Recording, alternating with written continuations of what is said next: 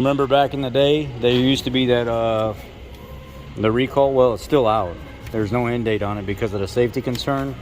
The number was a 05S28 speed control system modification, or the F-150s, the heavy duties, and the super duties. You'd put this jumper harness in here,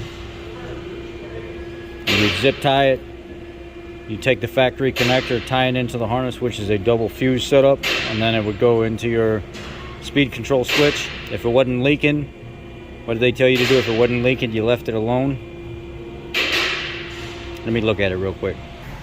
So what it was is if there was moisture, if you could see it leaking anywhere, you would put a new speed control switch, take a drop of brake fluid, put in the end of it, screw it back down in there, make sure it was sealed up.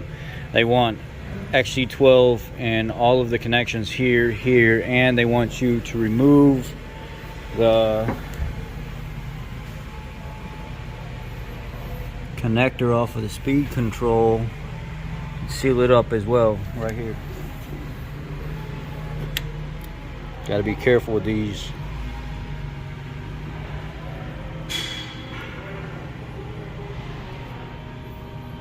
Let me work on getting this so I don't break it. So I pulled the connector off and I put some XG12 in here, sealed that up. This is sealed up. The deactivation switch is sealed up. The main connector that used to go to it sealed up. You can actually see a little bit of it pushing out right there. This is sealed up, and instead of tying it down to the harness right there, it's just much more aesthetic and nice to just do it right there, right where it's at. That's it. 05S28 complete. And that was vehicles that were used to catch on fire because this used to leak. People be in their homes and come out of their cars on fire because this cruise control deactivation switch would leak fluid down for whatever reason and catch a vehicle on fire.